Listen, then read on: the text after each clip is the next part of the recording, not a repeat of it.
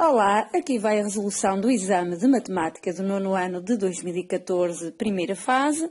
Aproveitem bem o tempo que vos resta para estudar e obter no exame resultados que façam valer o meu empenho e trabalho lado a lado com vocês. Beijinhos!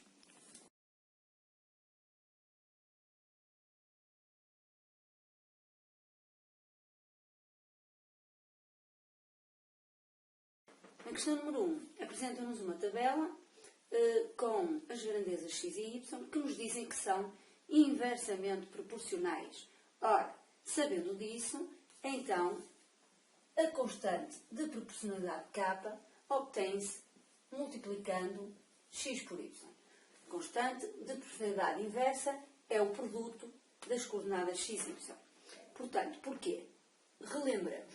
A expressão algébrica de uma função de proporcionalidade inversa é do tipo y igual a k sobre x, onde o k é a constante de proporcionalidade inversa. E se obtém k multiplicando, x está aqui a dividir, passa a multiplicar, multiplicando x por y. Portanto,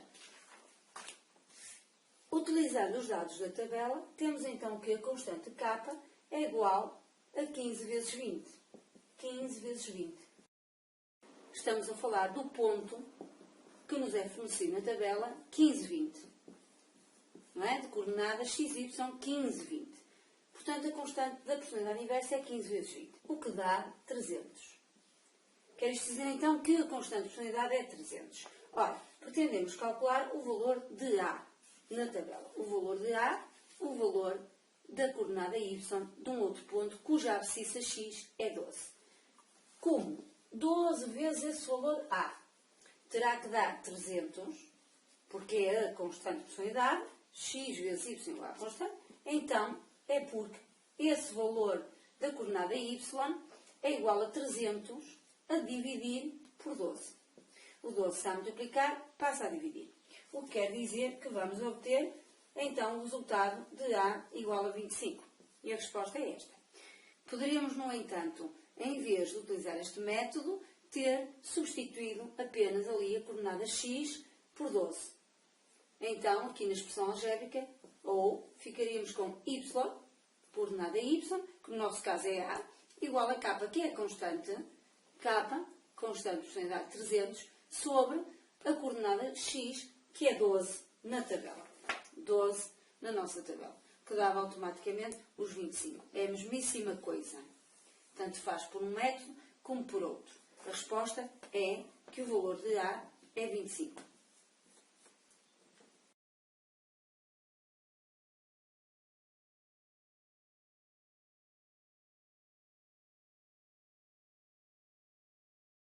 Na pergunta número 2, falam-nos numa sequência de números com mais de 300 termos.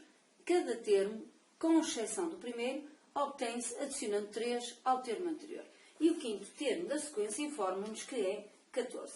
Então, temos aqui um primeiro termo que não sabemos quem é, um segundo termo, um terceiro termo, um quarto termo e depois um quinto termo que nos dizem que é 14. Não sabemos quem são os termos anteriores. Primeiro, segundo, terceiro e quarto termo. Mas sabemos que o quinto termo é 14. E também sabemos que o termo seguinte se obtém a partir do anterior adicionando 3. Portanto, há aqui uma regra de construção que é precisamente essa. Certo, não é? Adicionar 3 ao termo anterior para obter o termo seguinte. Então, isto quer dizer que o termo geral desta sequência terá que ser termo geral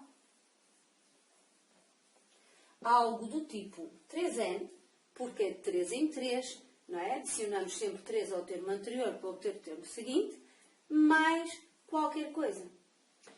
Esta qualquer coisa terá que ser um número, não é? Que faça com que este cálculo, para cada valor de n natural, corresponda ao resultado que é apresentado aqui em cada termo. Como só temos informação para o quinto termo, então, substituindo o n por 5, quinto termo, não é?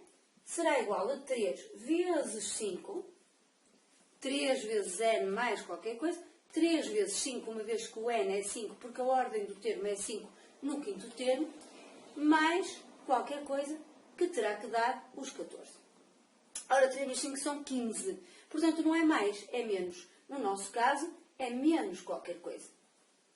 Não é? Uma vez que 3 vezes 5, 15 e o termo é 14, não é 15. Então, temos que retirar aqui 1. Quer dizer que o termo geral, acabamos de o descobrir, é 3n menos 1. A título de verificação, mentalmente, não vamos escrever aqui, vejamos. Quando n é 1, para o primeiro termo, ordem 1, 3 vezes 1 é 3 e 3 menos 1 são 2.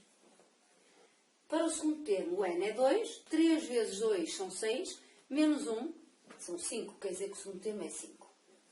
Para o terceiro termo, o n é 3, 3 vezes 3 é 9, menos 1 é 8, quer dizer que o terceiro termo é 8.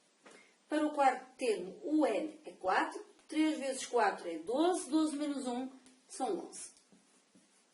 Isto a título de verificação. Vejamos que, efetivamente, 11 mais 3 dá os 14. Portanto, esta é realmente a expressão do termo geral desta sequência. Mas, aquilo que nos perguntam é o seguinte.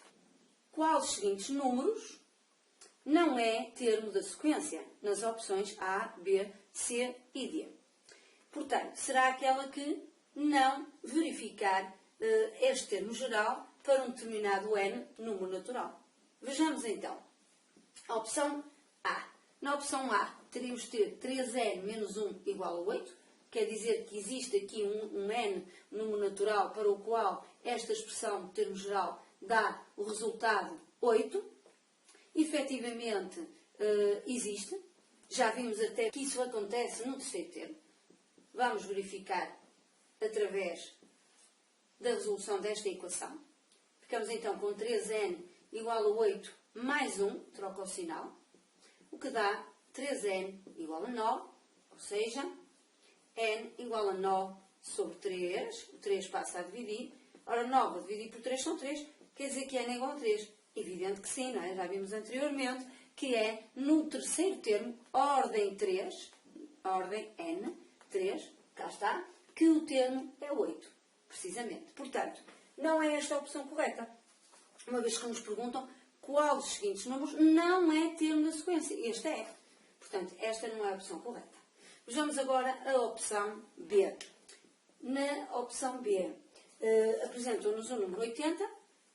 Vamos então fazer o mesmo tipo de raciocínio. Termo geral 3n menos 1 igual a 80.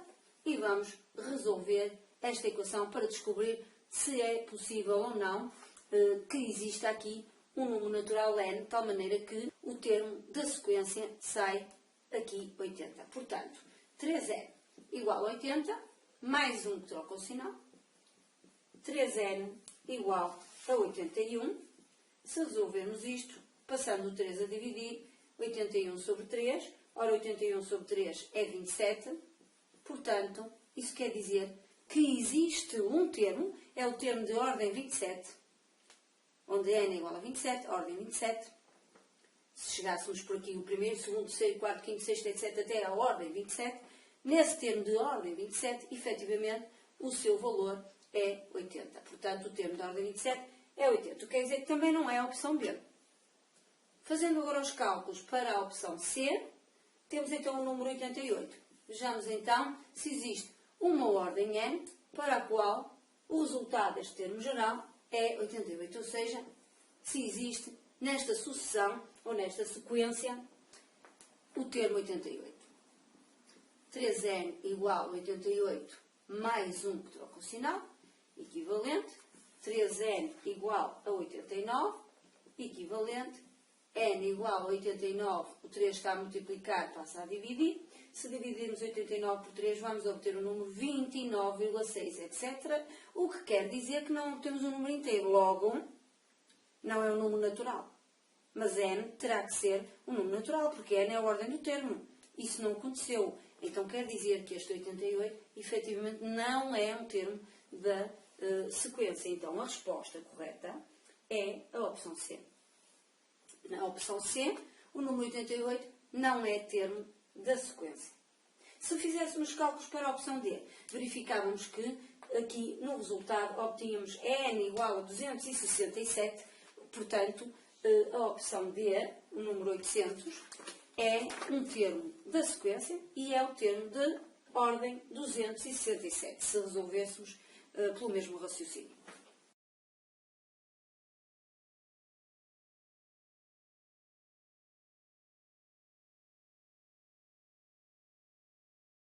Na questão 3, dizem-nos sejam A e B dois números naturais e sobre os quais nos informam que o produto desses números naturais A e B é 882.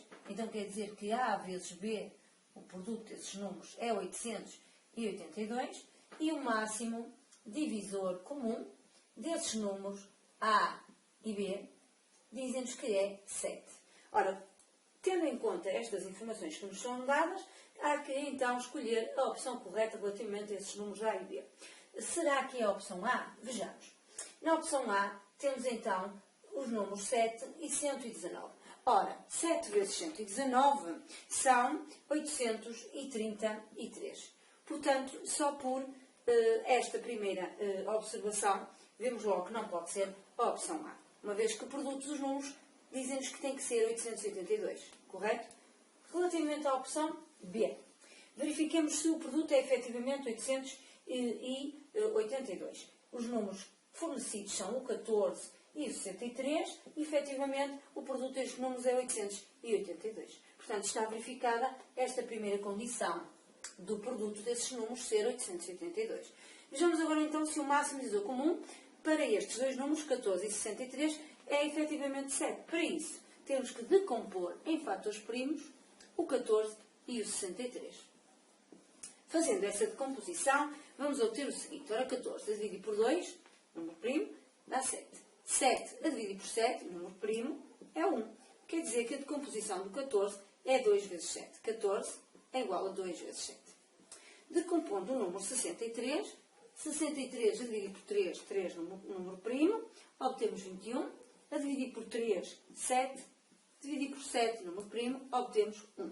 Então, 63 é igual a 3 ao quadrado, porque aparece aqui duas vezes, não é? Vezes 7. Ora, como é que nós fazemos o máximo divisor comum destes números 14 e 63? E, em geral, como fazemos o máximo divisor comum de dois números? Escolhendo aqui os fatores comuns da decomposição em fatores primos com menor expoente. Ora, o 2 não é um fator comum, uma vez que aparece na decomposição do 14, mas não aparece na decomposição do 63. O 3 também não é um fator comum, porque não aparece na decomposição do 14. O fator comum é 7.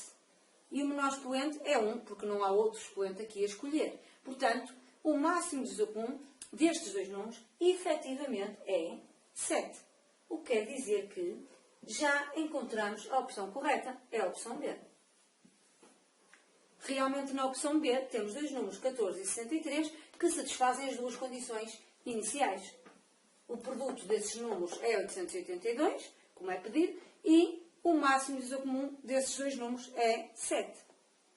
Para que não restem dúvidas, na pergunta 3, eu vou, embora não seja de todo necessário, uma vez que já encontramos a opção correta, que é a opção B, vou fazer o mesmo raciocínio para as opções que faltam, que são a C e a D. Na C temos os números 21 e 42. O produto destes números, efetivamente, também é 882. Portanto, novamente, a primeira condição é satisfeita. Vejamos aqui o máximo divisor comum destes dois números. Decompondo o 21 em fatores primos, obtemos então que 21 a dividir por 3 é 7. A dividir por 7 é 1. Portanto, a decomposição do 21 é igual a 3 vezes 7. Decompondo o número 42, a dividir por 2 dá 21, a dividir por 3 dá 7, por 7 dá 1. Portanto, o 42 é igual a 2 vezes 3 vezes 7. Vejamos então quais são os fatores comuns com menor expoente. Temos como fatores comuns, para descobrir o máximo divisor comum destes números 21 e 42, temos que escolher os fatores comuns com menor expoente. O 3 é comum, com expoente 1, não há outro expoente a escolher, vezes o 7 também é comum. O 2 não, porque não é um fator comum. 3 vezes 7 é 21. Isto quer dizer que o máximo divisor comum de 21 com 42 é 21 e não 7, como se pretendia. Da mesma maneira, se fizéssemos o mesmo raciocínio na opção D, temos os números 18 e 49, fazendo o produto desses números, obtemos também 882, portanto a primeira condição também é satisfeita. Decompondo os números 18 e 49 para determinar o máximo divisor comum entre eles, obtemos que 18 dividido por 2 é 9, por 3, 3, por 3, 1. Quer dizer que 18 é igual a 2 vezes 3 ao quadrado. 49 a dividir por 7 é 7. 7 vezes 7, 49. Por 7, 1. Quer dizer que a decomposição do 49 é 7 ao quadrado. Vejamos aqui quais são os fatores comuns. Ora, os fatores comuns não existem. Ou seja, o 2 não é comum, o 3 não é comum, o 7 não é comum. Portanto, não há aqui nenhum fator comum. O que quer dizer que o máximo divisor comum de 18 e 49 é 1.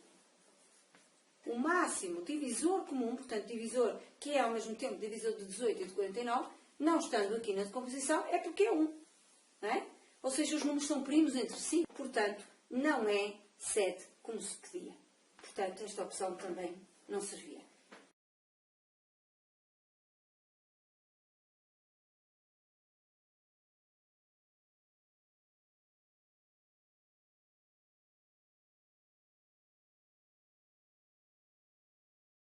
Na pergunta 4, apresentam-nos uma figura em que nos dizem que os pontos A, B e C pertencem a uma circunferência, centro O, e o ponto P pertence à corda AC, como vemos na figura, efetivamente. Dizem-nos ainda que AC e PB são perpendiculares, AC e PB formam aqui efetivamente um ângulo 90 graus assinalado na imagem, e o ângulo BAC, portanto este ângulo aqui, dizem-nos que tem amplitude de 65 graus e a medida do segmento da reta AP é 1,6 cm. Portanto, aqui 1,6 cm AP. Pedem-nos para, na 4.1, dizer-nos qual é o lugar geométrico dos pontos do plano que distam 1,6 cm do ponto A. Ora, tendo um ponto, imaginemos fora da figura a situação em questão, um ponto A, qual é o lugar geométrico dos pontos do plano que estão à distância 1,6 deste ponto? Tem que ser uma circunferência de raio 1,6. Ou seja, são os pontos de uma circunferência de raio 1,6, porque são esses pontos, nessa linha da circunferência de raio 1,6, que estão à distância 1,6, não é, daquele ponto A. Portanto, a resposta terá que ser essa. Terá que ser uma circunferência imaginária de centro A e raio 1,6. Efetivamente, se ela tiver centro A e raio 1,6, vai acontecer que ela vai passar no ponto P, uma vez que a AP mede exatamente 1,6. Portanto, a AP será um raio. Será algo do tipo assim, não é? De centro A e raio 1,6. Portanto, na 4.1, a resposta será a seguinte. Trata-se de uma circunferência de centro A e raio 1,6 cm, entre parênteses que não é necessário, que nós observamos que passa no ponto P, que passa no ponto P. E a resposta é esta. Na linha 4.2, pedem-nos para determinar o comprimento do segmento de reta BP. Portanto, este BP. Ora, por observação da figura, verificamos que BP é efetivamente um cateto no triângulo BPA.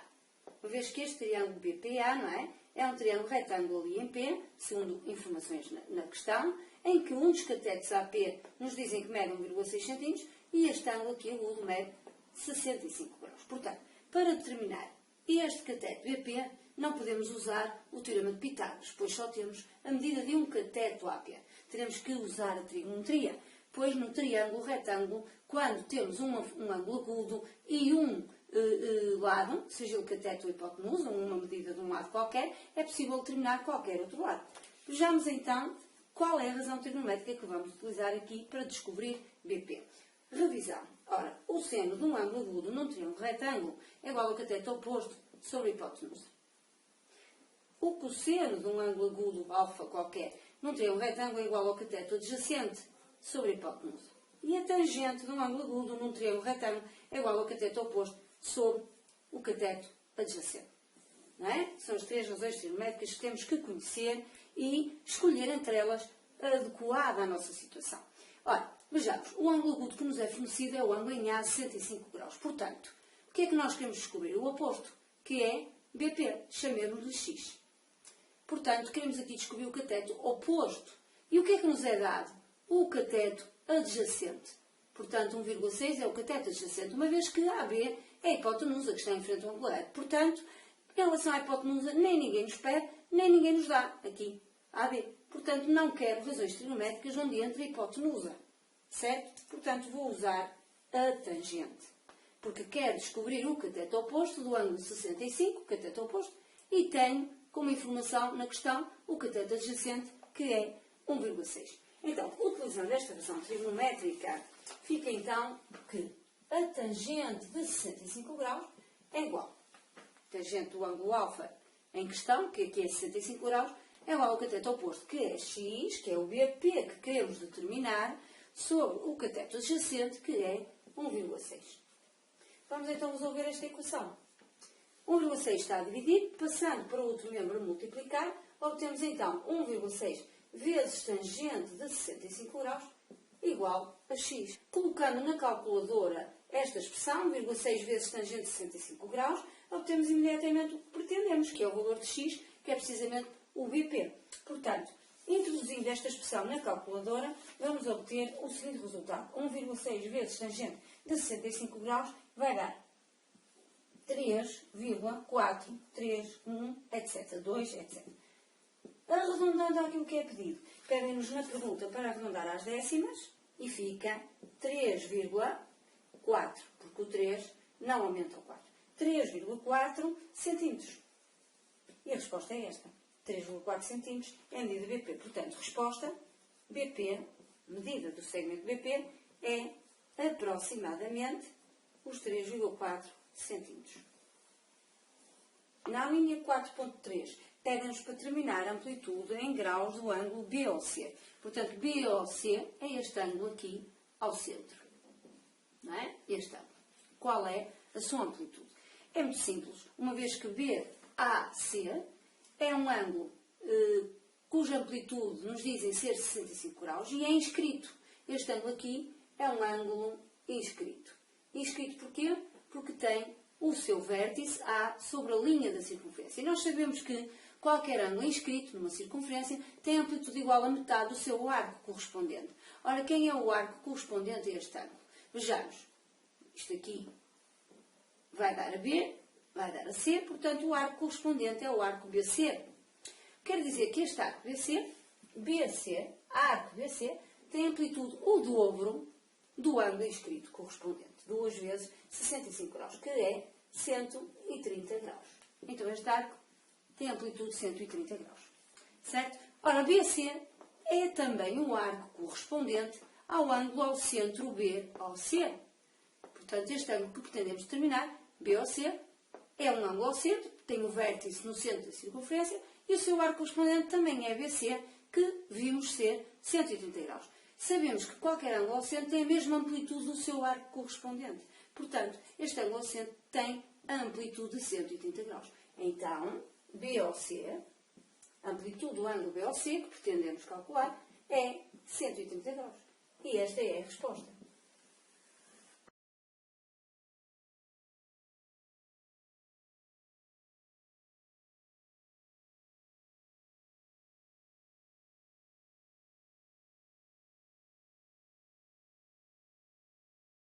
Na pergunta 5, apresentam-nos um sólido geométrico que nos dizem ser composto por um paralelepípedo na parte inferior do sólido e por um prisma cujas bases são os triângulos ABC e GHI.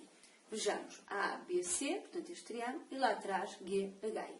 Este prisma triangular que está, digamos assim, no topo do sólido. Portanto, informa-nos que DE mede 15 cm. Esta aresta DE ou ED do paralelepípedo é 15, assim como DJ, portanto trata-se de bases quadradas, não é? 15 centímetros, é um quadrado, aqui na base do paralelepípedo. E dizem-nos ainda que CD, esta altura do paralelepípedo, é 6 cm. A altura do triângulo ABC relativamente à base AC tem 6 cm. Vejamos onde é que está essa medida. Portanto, triângulo ABC, ABC. A altura relativamente ao lado AC, que é este, terá que ser esta altura aqui.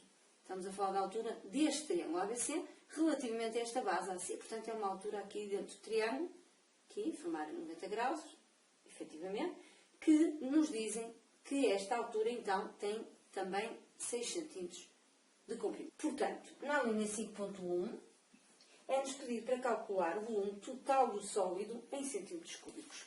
Vejamos, então, o que temos que fazer. Começamos por calcular o volume do paralelepípedo. Sabemos que é a área da base vezes a altura. E depois vamos calcular o volume do prisma triangular no topo do sólido. Prisma triangular. Que nós também sabemos que é a área da base vezes a altura, não é? Fórmula do volume de prismas. Então, voltando ao volume do paralelepípedo. O paralelepípedo tem uma base que já vimos que é um quadrado, uma vez que as arestas da base são 15, 15 iguais. Portanto, a área da base é 15 vezes 15, ou seja, lado vezes lado, porque é um quadrado, 15 vezes 15. A área desta base, este quadrado, da base do paralelepípedo, vezes a sua altura. A altura é DC. A altura do paralelepípedo é 6. Efetuando este cálculo, obtemos o valor 1350 centímetros cúbicos. Fazendo agora o volume do prisma triangular, no topo do sólido, as bases deste prisma são dois triângulos, ABC e GHI, não é? Portanto, a área da base é a área de um destes triângulos. Portanto, sabemos que é base vezes a altura sobre 2. Fórmula da área de qualquer triângulo. Ora, a base, consideremos a base AC. Para fazer a área deste triângulo, fazemos então a base AC, que nós sabemos que é 15, porque é igual a ED, vezes a altura deste triângulo, que nos é dada, é 6, sobre 2. Efetuando este cálculo, obtemos 45 centímetros quadrados, porque estamos a falar da área da base deste prisma triangular. Substituindo então a área da base na forma do volume do prisma triangular, portanto 45, área da base desse prisma, vezes a sua altura, a altura deste prisma triangular no topo do sólido, qual é? Ora, o prisma está deitado, portanto poderíamos ter o prisma nesta posição, digamos assim, vamos imaginar aqui um prisma triangular numa posição vertical, mas não, ele está deitado. Temos o prisma numa posição assim, deitado, não é? Aqui em cima, no topo do sólido. Quer dizer que a sua altura, se estivesse na vertical, seria esta, uma vez que está deitado, será esta. Ou seja, CI. CI ou AG, portanto, é 15. 45 vezes 15 dá-nos o resultado de 675 centímetros cúbicos. E aqui está o volume do prisma triangular no topo do sólido. Somando então estes dois volumes para obter o volume total, temos então que o volume total do sólido há de ser igual a 1350 mais os 675, ou seja, que dá um resultado final de 2025 centímetros cúbicos. E esta sim é a resposta à questão. Na linha 5.2, pedem-nos então para indicar uma reta que seja paralela ao plano ACI e que não esteja contida nesse plano. Vejamos onde está o plano ACI. O plano ACI é o plano que contém esta base superior do paralelepípedo. Esta base superior quadrada do paralelepípedo. Portanto, este plano ACI, contendo então a base superior deste paralelepípedo, é um plano paralelo a que plano? Ao plano que contém a base inferior desse paralelepípedo, que é este plano que contém este quadrado, esta base inferior do paralelepípedo. Portanto, para indicar uma reta paralela ao plano ACI, é simples, basta indicar uma reta que esteja contida neste plano que contém a base inferior do paralelepípedo. Pode ser, por exemplo, ED, pode ser DJ, pode ser JF ou pode ser FE. Poderíamos também ter apresentado como opções de resposta BH, DF e EJ. Não é? D, F e J estão também contidas no plano que contém a face inferior do paralelepípedo. Portanto, estão contidas num plano paralelo ao plano inicial referido na questão e, portanto, são paralelas a esse plano. BH está no topo do sólido e está contida num plano imaginário que é paralelo ao plano ACI.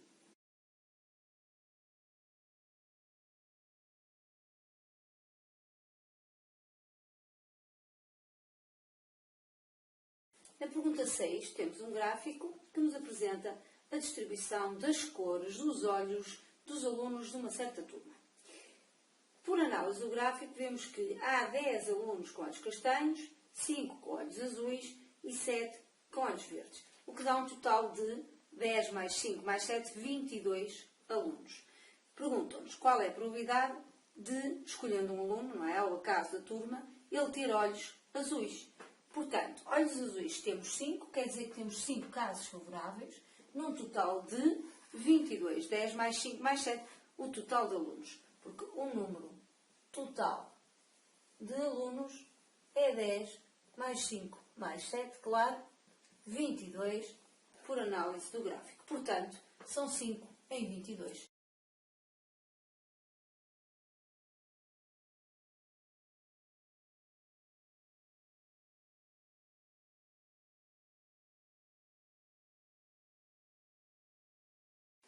Sete ponto 1. Falam-nos dos 3 filhos do casal Silva, que se vão dispor lado a lado para tirar uma fotografia e esses filhos são 2 raparigas e um rapaz. Portanto, queremos saber a probabilidade das 2 raparigas ficarem juntas. Há que fazer um esquema que nos mostre quais são as possibilidades em termos de disposição dos filhos. Podemos ter, então, as seguintes situações. Podemos ter rapaz, menina 1, menina 2, vamos lhe chamar assim para distinguir. Portanto, de quem tira a fotografia, o rapaz à esquerda, depois no meio a menina 1 e na direita a menina 2. Ou pode estar o rapaz à esquerda, a menina 2 no meio e a menina 1 na direita. A menina 1 à esquerda, rapaz, menina 2 à direita. Ou a menina 1 seguida da menina 2 no meio e o rapaz à direita. Começando na esquerda pela menina 2, que ainda não fizemos isso, podemos ter a menina 2 à esquerda com o rapaz no meio e a menina 1 à direita, ou a menina 2 à esquerda com a menina 1 no meio e o rapaz à direita. Portanto, temos 1, 2, 3, 4, 5, 6 situações possíveis, 6 casos possíveis.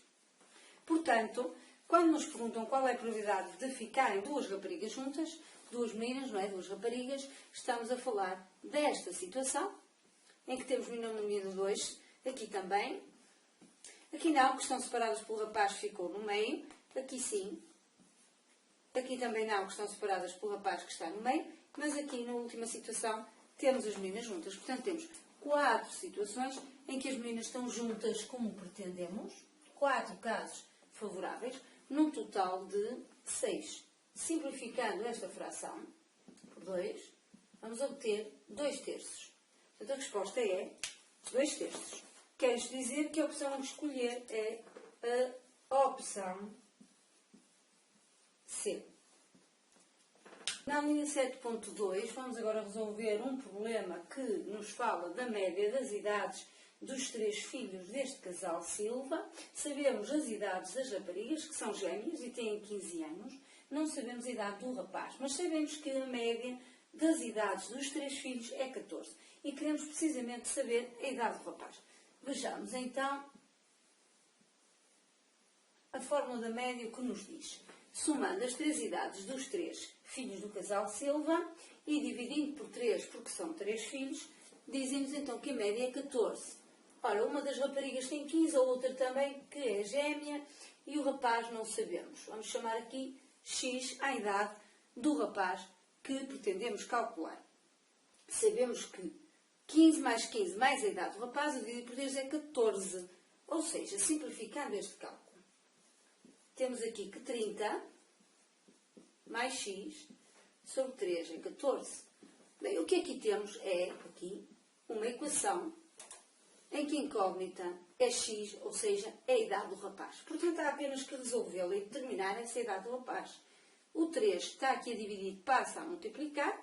Portanto, 30 mais x há de ser igual a 14 vezes 3. Não é? O que quer dizer que 30 mais x há de ser igual a 42. 14 vezes 3. O 30 passa para o segundo membro, trocando de sinal, portanto é mais, passa a menos, fica x igual a 42 menos 30, não é? Que são 12. Equivalente, x igual a 12. E pronto, está calculada a idade do rapaz. O rapaz tem 12 anos. O x representava a idade do rapaz. Portanto, aqui está a resposta à questão. O rapaz tem 12 anos.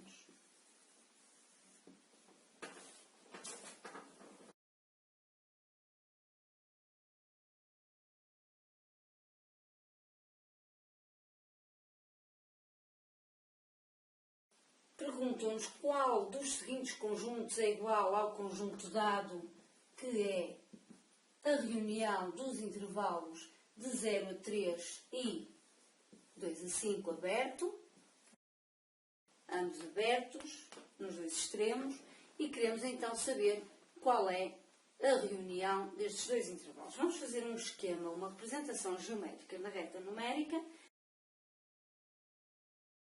Portanto, temos o intervalo de 0 a 3 aberto, aberto,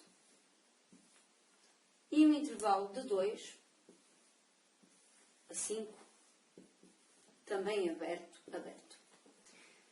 E pretendemos fazer, atenção aqui a este símbolo, uma reunião. Reunião, junção. Portanto, queremos juntar todo o conteúdo, digamos assim, do intervalo de 0 a 3 com o conteúdo do intervalo de 2 a 5. Portanto, juntando todos estes números que aqui estão de 0 a 3 com os que estão de 2 a 5, o que temos é de 0 a 5. Portanto, a resposta, sem olhar para as opções, é um intervalo aberto de 0 a 5. Aberto também. E isto corresponde à opção A.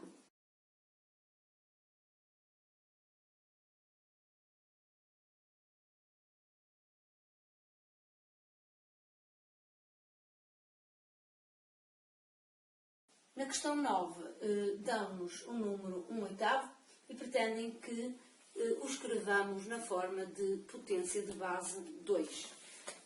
Há que verificar a seguinte situação. O 8, vamos fazer aqui num cálculo auxiliar,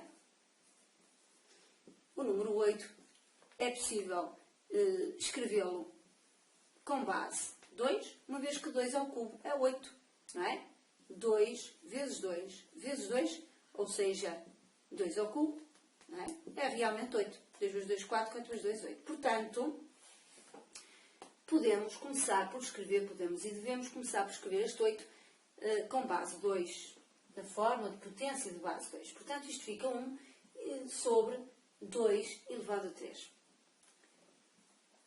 Como pretendemos escrever toda a fração na forma de uma potência de base 2, 2 elevado a qualquer coisa, há que colocar este expoente comum a toda a fração. Portanto, 1 sobre 2 elevado a 3, não é? Uma vez que 1 elevado a 3 é 1 vezes 1 vezes 1, portanto é 1.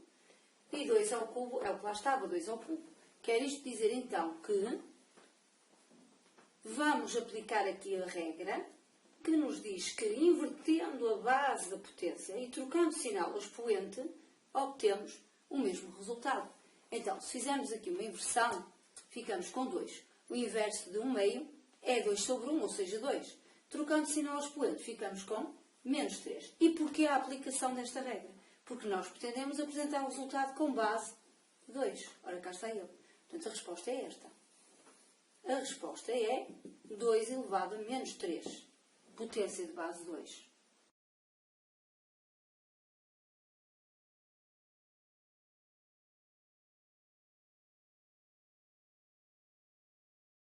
Na questão 10, apresentam-nos duas funções, graficamente representadas, g e f. A função g é uma função quadrática, o seu gráfico é uma parábola, e a função f é uma função linear. uma reta que passa na origem. Isto porquê? Porque se a função f de x, segundo a informação na questão, é dada pela expressão analítica ou algébrica com meio x, então ela é do tipo, a título de revisão, y igual a ax, onde o a é o declive, neste caso é o meio. Portanto, ela é uma função linear. Claro, o seu gráfico é uma reta que passa na origem. Relativamente à função g, dizemos que a sua expressão algébrica é 2x². Portanto, vemos que ela é do tipo y igual a ax². Uma função quadrática. Bom, ninguém nos pede este tipo de análise, mas estamos a fazê-la para enquadrar este problema nos nossos conhecimentos sobre funções. Dizem-nos ainda que o ponto B pertence ao gráfico de G e tem abscissa 2. Efetivamente, o ponto B está na parábola da função G e a sua abscissa, valor da coordenada x, é efetivamente 2. Por outro lado, dizem-nos ainda que, relativamente ao ponto C, o ponto C, este ponto aqui, pertence ao gráfico da função f, sim, pertence, e a sua abscissa é 4. Portanto, queremos indicar na 10.1, usando letras da figura, dois pontos com a mesma ordenada. É muito simples. Basta indicar os pontos A e B ou os pontos D e C. Tínhamos aqui duas hipóteses de resposta. E porquê? Porque quer os pontos A e B, quer os pontos D e C, estão sobre uma linha reta paralela ao eixo X. No caso dos pontos A e B, estão ambos, então, sobre esta linha reta que é paralela ao eixo X. Também no caso dos pontos D e C acontece o mesmo, sobre uma linha reta paralela ao eixo X. E, portanto, a ordenada, coordenada y, não é? A ordenada é o valor y, é a mesma para A e B e também é a mesma para D e C. Na linha 10.2, pretendemos determinar agora a área do trapézio ABCD. Portanto, deste trapézio ABCD, que aqui assinalei a verde. Para saber a área de um trapézio, há que se aplicar a fórmula da área dos trapézios. Ora, a área do trapézio é igual a base maior mais base menor sobre 2 vezes a sua altura. Quem é a base maior deste trapézio? DC. O comprimento de DC é a base maior. O comprimento da base menor é o comprimento do segmento de reta AB. Reparemos que as bases do trapézio são os lados paralelos do trapézio. Os lados não paralelos são os outros lados que não são as bases. Portanto, quanto mede DC? DC mede 4. 4, vemos aqui, pela abscissa do ponto C. Uma vez que a abscissa do ponto D é 0 e a abscissa do ponto C é 4. Portanto, DC mede 4. Podemos já substituir aqui a base maior por 4. Mais a base menor, comprimento da AB. Uma vez que a abscissa do ponto B é 2 e a abscissa do ponto A é 0, então o comprimento de AB é 2. Tudo sobre 2 vezes a altura. A altura do trapézio é a distância que vai daqui de A a D, que não sabemos qual é. E porquê que não sabemos qual é? Porque não sabemos o valor da ordenada de D, nem o valor da ordenada de A. Vamos então ter que descobrir estas ordenadas dos pontos A e D, por forma a poder fazer esta diferença entre essas ordenadas e ter então a altura do trapézio. Para calcular a ordenada do ponto A, podemos calcular a ordenada do ponto B, uma vez que, como vimos na linha anterior, A e B têm a mesma ordenada. E porquê fazer antes os cálculos em B? Porque B é um ponto que está sobre a parábola, ou seja, que pertence à função G. Logo, as suas coordenadas verificam a expressão analítica da função G, que, como vimos no enunciado, nos é dito que é 2x². Vamos então substituir aqui x pela abscissa, valor x, do ponto B, que é 2. Fica então G de 2, substituindo aqui então x por 2, igual a 2 vezes 2, no lugar de x, ao quadrado. Ou seja, 2 vezes 4. 2 ao quadrado, 4. 2 vezes 4 é 8.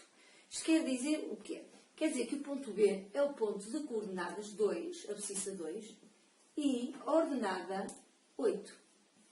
Se o B tem ordenada 8, então este valor aqui da ordenada é 8. Quer dizer que o A também tem ordenada 8. Vamos agora calcular a ordenada do ponto D. Ora, para calcular a ordenada do ponto D, vamos primeiro calcular a ordenada do ponto C, porque ambos, os pontos D e C, não é, têm a mesma ordenada. E o ponto C está sobre a função f. Portanto, vamos substituir a sua abscissa 4 na expressão analítica da função f para descobrir a sua ordenada. Fica então que sabemos que a expressão da função f de x é igual a 1 meio x, não é? Por isso, fazendo f de 4, ficamos com 1 meio vezes 4. 1 meio vezes 4 são 4 meios, que são 2. O que quer dizer que esta ordenada aqui do ponto C é 2. E também do ponto D. Uma vez que estes pontos, como vimos também na aula anterior, têm a mesma ordenada. Ora, se a ordenada de D é 2 e a ordenada de A é 8, então de 2 para 8 temos aqui uma distância de 6. O que quer dizer que esta altura do trapézio é exatamente 6. Vamos substituí-la então aqui na fórmula do trapézio. E vamos então terminar este cálculo para obter então a área deste trapézio. 4 mais 2, 6. 6 sobre 2 vezes 6. 6 sobre 2 são 3. 3 vezes 6 são 18. A resposta é 18 unidades de área, uma vez que não nos dão centímetros, nem metros, nem outra unidade no enunciado. 18 unidades de área é a resposta à questão.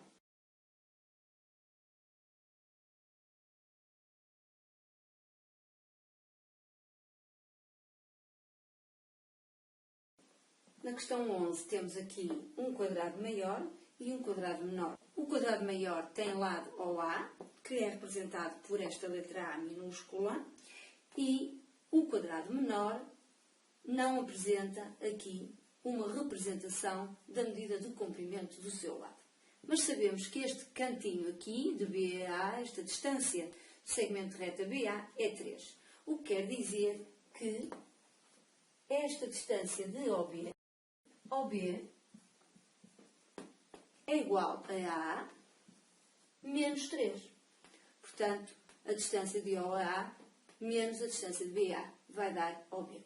Portanto, o comprimento do quadrado menor é representado pela expressão A menos 3. E perguntam-nos qual das seguintes expressões é a área deste quadrado mais pequeno aqui no interior. Portanto, a área de um quadrado é lado vezes lado. Quer dizer, então, que a área há de ser igual. Se o lado é representado pela expressão A menos 3, então terá que ser A menos 3 vezes A menos 3. Há que colocar aqui um parênteses, não é? Todo o lado, A menos 3, multiplica o lado também A menos 3. Ou seja, A menos 3 ao quadrado. Não é? Se multiplica por ele próprio, é ao quadrado. Podemos resolver este quadrado binómio aplicando os casos notáveis da multiplicação. Entre eles, o que está aqui em questão, A menos B quadrado, quadrado do binómio, A quadrado menos 2AB, 2 vezes A vezes B, mais B ao quadrado. Aplicando então a fórmula deste caso notável, temos que o nosso A é o A minúsculo, A ao quadrado, menos 2 vezes o nosso A minúsculo, vezes o nosso B, que é 3, mais o nosso B, que é 3 ao quadrado. Simplificando aqui as multiplicações, temos que ficamos com A quadrado menos 2 vezes 3, 6A, mais 3 ao quadrado é 9. Portanto, é esta a expressão que nos dá a área do quadrado de lado OB, que corresponde à nossa opção B. Em vez de aplicar a fórmula do caso notável, portanto, o quadrado binómio, poderíamos também ter feito aqui a propriedade distributiva. Não é? A vezes A quadrado, A vezes menos 3A, menos 3 vezes A, menos 3A, e menos 3 vezes menos 3, mais 3 quadrado, que é este termo que aqui temos e que dava 9. Portanto, chegaríamos ao mesmo resultado.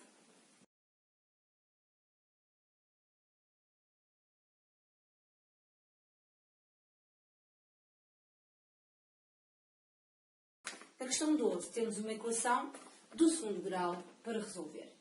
Como sabemos, nas equações, sejam elas de segundo grau ou não, a prioridade é desembaraçar de parênteses, que aqui não temos, e depois desembaraçar de denominadores, que temos aqui. Portanto, x sobre 1, que é como se tivesse sobre 1, vamos então desembaraçar de denominadores. Obtemos então que 2 vezes x é 2x, sobre 2, 2 vezes 1. 2 vezes 4, 8, portanto 8x², sobre 2, menos 1 meio. Eliminando então os denominadores, que já são iguais, obtemos 2x igual a 8x² menos 1. Vamos então escrever esta equação na forma canónica, passando todos os termos para o primeiro membro e ordenando já por ordem decrescente do grau. Em primeiro lugar, menos 8x², que trocou o sinal, grau 2. Depois o termo de grau 1, mais 2x, que não troca o sinal. E depois o termo de grau 0, o termo independente, menos 1, que troca o sinal, fica mais 1. Igual a 0. Cá está a nossa equação na forma canónica. Como nós sabemos, a forma canónica é algo do tipo ax² mais bx mais c igual a 0, onde o a é o coeficiente do termo de grau 2, que no nosso caso é menos 8. O b é o coeficiente do termo de grau 1, que no nosso caso é 2. E o c é o termo independente, termo de grau 0, que no nosso caso é 1. Porquê é que é necessário identificar os parâmetros a, b e c? Porque vamos então precisar deles para utilizar a fórmula resolvente. X igual a menos b, mais ou menos, raiz quadrada de b² menos 4ac, 4 vezes a vezes c, tudo sobre 2a, ou seja, 2 vezes a. Esta é então a fórmula resolvente que se utiliza para resolver equações do segundo grau. Aplicando então a fórmula resolvente, vamos obter x igual simétrico de b menos b simétrico de b. Se b é 2, fica menos 2. Mais ou menos, raiz quadrada, b ao quadrado. O b é 2, fica 2 ao quadrado. Menos 4, vezes o a. O nosso a é menos 8. Vamos por aqui um parênteses, que é negativo, vezes o c, que é 1. Tudo isto sobre 2 vezes o a. O a é menos 8, fica 2 vezes parênteses menos 8. Simplificando esta escrita, no interior da raiz quadrada, obtemos então x igual menos 2, mais ou menos, raiz quadrada. 2 ao quadrado, que é 4. Vamos fazer estas multiplicações então todas de uma vez, que tem prioridade. Então, menos com menos dá mais. 4 vezes 8, 32. 32 vezes 1, 32. Tudo isto sobre, mais com menos é menos, e 2 vezes 8 são 16. Vamos continuar a simplificar o cálculo no interior da raiz quadrada. 4 mais 32, 36. Continuação, obtemos então x igual a menos 2, mais ou menos, raiz quadrada de 36 sobre menos 16. Ora, a raiz quadrada de 36 é 6, não é? Porque 6 vezes 6 são 36. Portanto, obtemos x igual a menos 2, mais ou menos 6, sobre menos 16. Separando o mais do menos para obter as duas soluções da equação, temos que x igual a menos 2 mais 6 sobre menos 16, ou x igual a menos 2 menos 6 sobre menos 16. Vamos então simplificar este cálculo.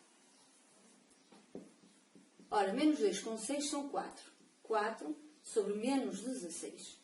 Ou x igual. Menos 2 com menos 6 são menos 8 sobre menos 16. Simplificando por 4 nesta fração, mais com menos é menos. 4 por 4, 1. 16 por 4, 4. Temos aqui uma solução menos 1 quarto. Ou, simplificando aqui por 8 na segunda fração, menos com menos é mais. 8 por 8 é 1. 16 por 8 são 2. Portanto, as soluções da nossa equação são menos 1 quarto e 1 meio. E está resolvida esta equação de segundo grau.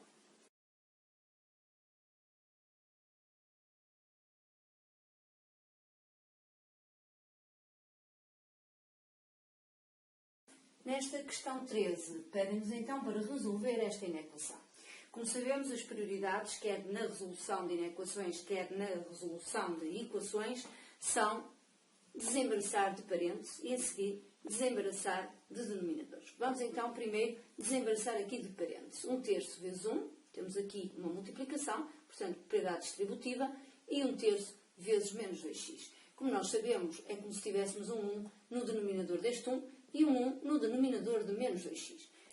Ao multiplicar frações, multiplicamos numerador vezes numerador e denominador vezes denominador. O que quer dizer que obtemos igual 1/3 vezes 1 é 1 vezes 1, 3 vezes 1 é 1/3. Mais com menos é menos. 1/3 vezes menos 2x há de ser menos 1 vezes 2x, que é 2x, sobre 3 vezes 1, que é 3. Imaginando então estes denominadores 1. Desembaraçando agora de denominadores. Temos aqui um 1, 3, 2, portanto é vezes 6, aqui vezes 3, vezes 2 e vezes 2 para reduzir ao mesmo denominador. 6 vezes 1, 6 sobre 6 vezes 1, 6. Mais 3 vezes x, 3x. Mais 3 vezes 1, 3. Não esquecer de multiplicar por todos os termos da fração. 3 vezes 2, 6. 2 vezes 1, 2. 2 vezes 3, 6. 2 vezes 2, 4. X. 2 vezes 3, 6. Agora sim que temos os denominadores idênticos, vamos eliminá-los. E vamos então escrever a nossa inequação sem denominadores. Passando agora os termos com incógnita para um primeiro membro e os que não têm incógnita para o segundo, ficamos com 3x, menos 4x vai trocar de membro, portanto troca de sinal, fica mais 4x, maior ou igual a 2, que se mantém no segundo membro, 6 troca de membro, portanto troca de sinal, fica menos 6, 3 também troca de membro, troca de sinal, fica menos 3. Simplificando os cálculos, temos então 3x com 4x são 7x, maior ou igual. 2 menos 6 menos 3, ora, menos 6 com menos 3 é menos 9. Tenho 2, devo 9, fico a dever 7, portanto isto é menos 7. Vamos então passar este 7, que está aqui a multiplicar na nossa incógnita x, ele está a multiplicar, passa a dividir. Obtemos então x maior ou igual que menos 7 sobre 7. Simplificando o cálculo, x maior ou igual que menos 1. 7 sobre 7 é 1. E basta então agora apresentar a resposta na forma pedida, que é na forma de intervalo de números reais. Podemos fazer uma representação geométrica. Trata-se dos números à direita de menos 1, fechado, intervalo fechado, porque tem aqui o igual, quer dizer que inclui o menos 1. Portanto, são todos os números à direita de menos 1, ou seja, maiores ou iguais a menos 1, incluindo então menos 1. Quer dizer que o conjunto de solução é um intervalo de menos 1 fechado, não é? Até mais infinito. Está resolvida a inequação.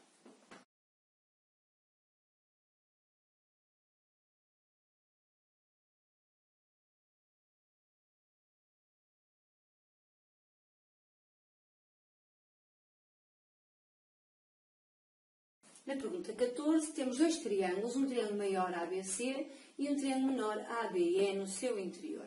Dizem-nos que o triângulo maior ABC é isósceles e que a medida de AB é igual à medida de AC. Portanto, tem estes dois lados iguais. Os pontos D e E são pontos dos segmentos reta AB e AC, respectivamente. A medida de E é 4, a medida de BC é 6 e L, aqui fora, é a altura do triângulo maior ABC.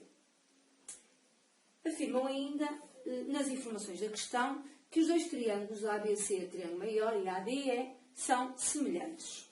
Queremos saber, na linha 14.1, qual é o valor do quociente entre a área do triângulo ADE, portanto, do triângulo menor, e a área do triângulo ABC, portanto, do triângulo maior.